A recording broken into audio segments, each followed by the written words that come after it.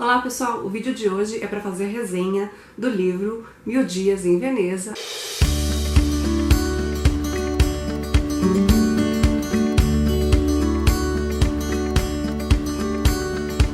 Bom, esse foi mais um livro que eu comecei a ler na maratona de junho. Eu ia ler Um Certo Verão na Sicília, que estava na TBR do mês de maio.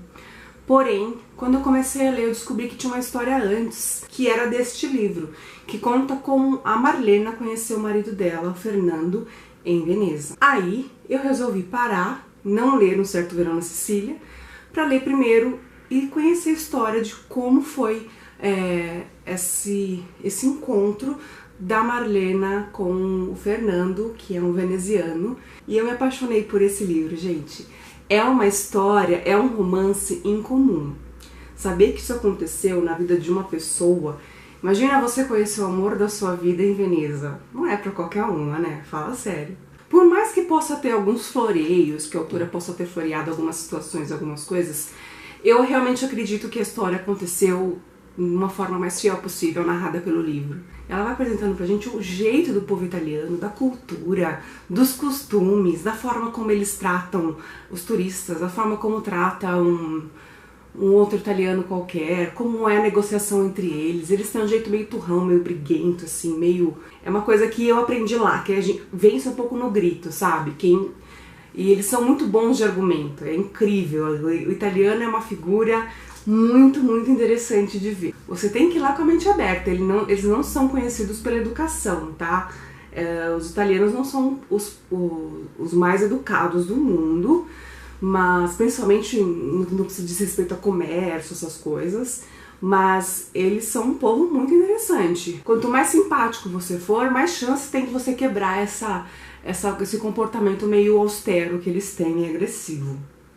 Mas vamos à história do livro primeiro. A Marlena é uma americana que escreve para revistas de culinária e viaja pelo mundo conhecendo, provando coisas e fazendo as matérias solicitadas pela revista de acordo com o que é típico naquele local. E ela vai bastante para a Itália, não é a primeira vez que ela vai para Veneza, mas dessa vez ela estava um pouco relutante para ir para Veneza. Ela estava em Roma, escreveu a matéria em Roma, ela precisava ir para Veneza para escrever a matéria lá.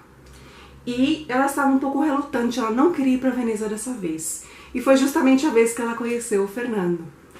De uma forma muito fantástica, gente. Foi amor, pro Fernando foi amor à primeira vista. Porque ele, na verdade, a viu há anos atrás, há um ano atrás, quando ela foi também a Veneza escrever uma matéria. E ele a viu passeando pela Praça San Marco, e se apaixonou por ela naquele momento. E passou-se um ano e ele não a viu novamente. Até que um dia, num bar, restaurante, ele de perfil a encontrou. E soube naquele momento que era a mesma mulher que ele havia encontrado um ano atrás, que usava um casaco, um sobretudo branco. E foi amor à primeira vista. E a forma como ele foi lutando para conquistá-la, eu acho que é bem típico do povo italiano, assim, pelo pouco que eu pude observar lá. E eles têm esse poder de lábia, de conversar e de conquistar, e demonstração. Eles não têm vergonha de demonstrar afeto e de fazer loucuras para provar que eles estão interessados na pessoa. E não tinha jeito, né? A Marlena não teria como não se apaixonar por esse veneziano que foi atrás dela nos Estados Unidos, sendo que ele apenas passou algumas horas conversando com ela na Itália. Gente, é uma história fantástica. Eu não posso falar muito mais. Não há muitos spoilers. É claro que ela acaba indo pra Veneza pra morar com ele, enfim. Mas é um romance. Eu não sei, virou filme esse livro? Porque não é possível, tinha que virar filme. É fantástico. A história é linda. É uma dessas histórias daquelas que você lê e queria viver, você sente inveja dela. Você queria viver uma história parecida. E as coisas não foram fáceis pra Marlena não, no começo não, viu? Ela teve muito problema para se adaptar, porque nós brasileiros temos uns hábitos, né? E um comportamento um pouco mais parecido com os americanos.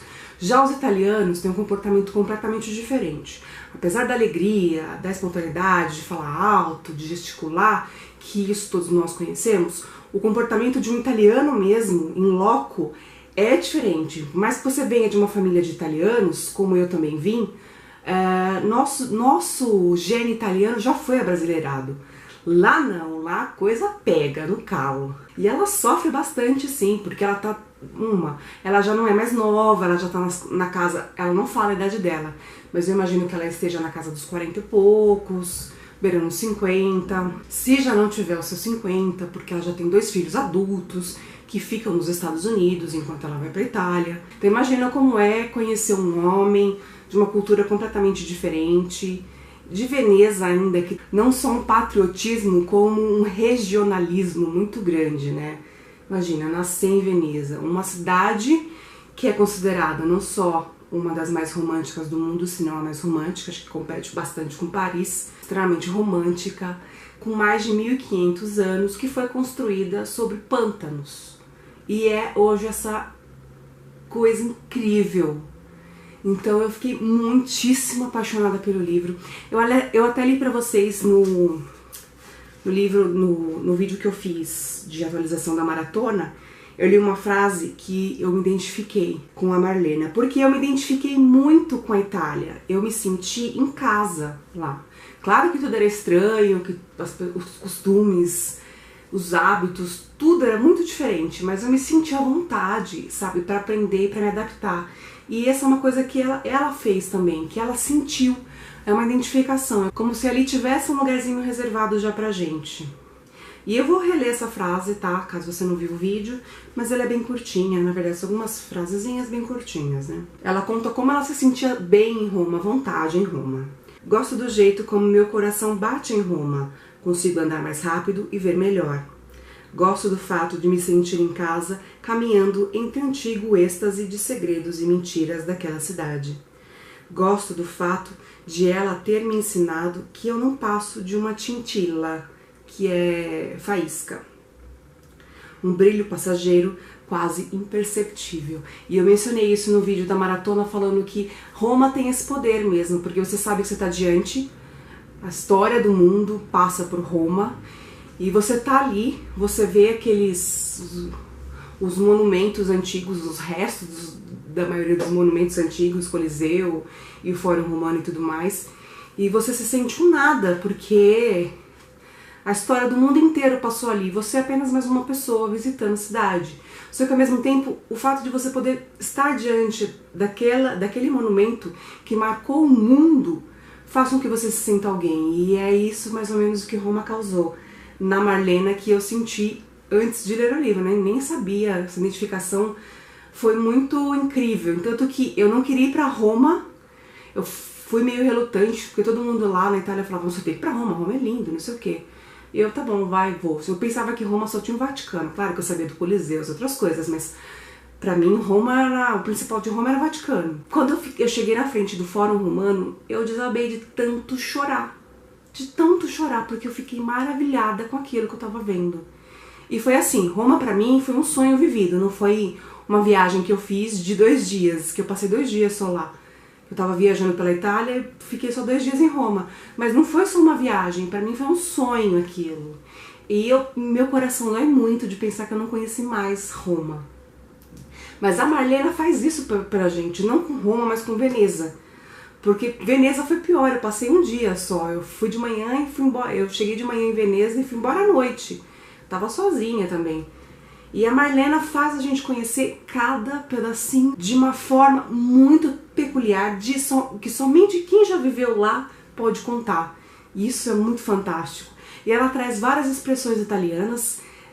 Para quem não sabe italiano, pode ficar tranquilo, porque 90% dessas expressões são seguidas pela tradução em português. Porém, uma ou outra não está traduzida, mas elas costumam ser muito parecida com a palavra em português, então não foi traduzida por causa disso, mas existem uma ou outra palavra que não tem a tradução e que não é óbvia a tradução. Então se prepare que pode ser que você precise procurar a palavra no dicionário, umas 2, 3, não mais do que umas 5 palavras, pode ser que você precise procurar no dicionário a tradução. Mas de uma forma muito geral, ela costuma traduzir e explicar um pouco do que é aquela expressão italiana e tudo mais. E foi um acalento pro coração. E uma forma de aprender também, porque há muitos dialetos falados na Itália, né? Então muda um pouco, né? Varia um pouco as palavras. E eu fiz várias marcações.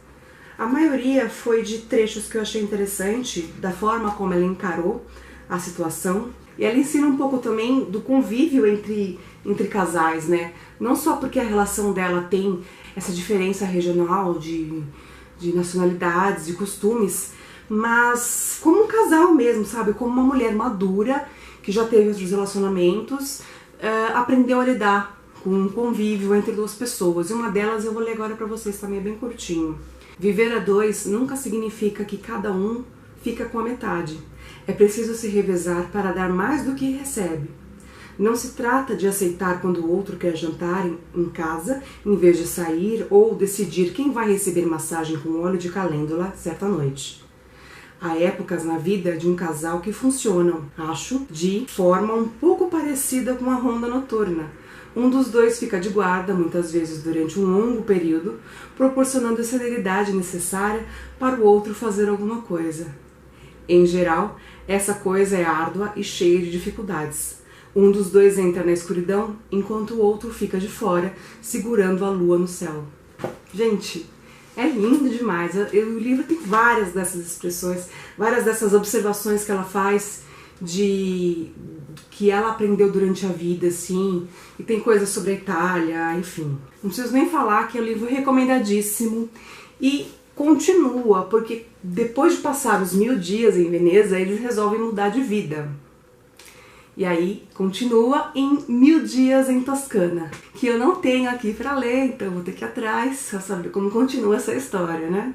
Mas não tem problema, porque eu descobri que entre a história do 1000 dias em Veneza e o 1000 dias em Toscana vem Um Certo Verão na Sicília.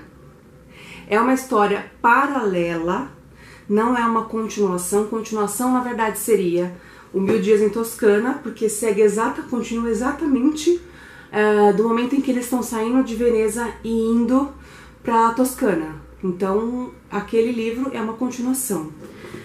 Mas Um Certo Verão na Sicília se passa mais ou menos 6 meses depois que ela já se casou com o Fernando, o italiano, e eles vão fazer uma viagem para fazer uma matéria e tudo mais. Então, esse é um livro intermediário, assim, ele não tem uma ligação perfeita, contínua do 1000 dias em Veneza. Mas eu realmente queria ler o 1000 dias em Veneza antes, para saber como eles se conheceram. Mas agora eu sei que eu posso ler Um Certo Verão na Sicília tranquilo, enquanto eu espero chegar 1000 dias na Toscana, que eu já vi que tem um monte no Scooby para trocar, então não vou perder tempo, já vou solicitar ele logo para continuar essa história que eu me apaixonei. Durante algumas passagens do livro, você pode sentir, como eu senti, um pouco cansativo, porque parece que ela repete muito.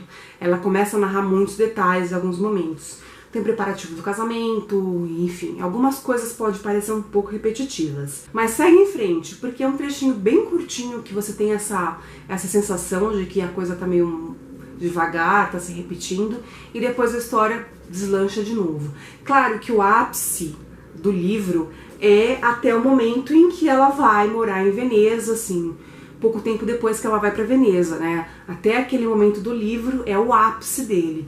Depois ela se adaptando e conhecendo um pouco do marido, porque só depois que ela vai morar com ele que ela vai conhecer ele de verdade. Enfim, mas é um livro sim que eu recomendo muito. 5 estrelas sem sombra de dúvidas. Provavelmente eu vou favoritar, porque houve uma identificação assim muito grande. Pode ler, não tem nada de romance erótico, então pode ficar tranquilo, para vocês que não gostam desse gênero, pode ler tranquilamente, porque isso aqui é um puro romance. Olha que eu não sou muito fã de romances, hein?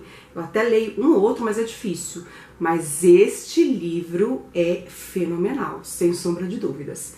É digno de um filme. Eu vou até pesquisar se não tem filme desse livro, porque, gente, que história é essa? É fantástica. Pode ler tranquilamente, vocês vão gostar, eu tenho certeza. Se você não gostar, me deixa aqui, me dando bronca, falando, gente, você esqueceu de ocultar tal e tal informação, por isso eu não gostei do livro, tá? Se vocês não gostaram, mas se não, se você tivesse na sua estante, corre pra ler. Se não tiver, vai atrás, porque vale super a pena. Ele foi publicado pela editora Sextante, essa edição é de 2010, se não me engano, deixa eu ver. De 2010, pela editora Sextante, tá? E o 1000 dias em Toscana também foi publicado pela editora Sextante. Porém, Um Certo Verão na Sicília foi publicado pela editora Objetiva, tá?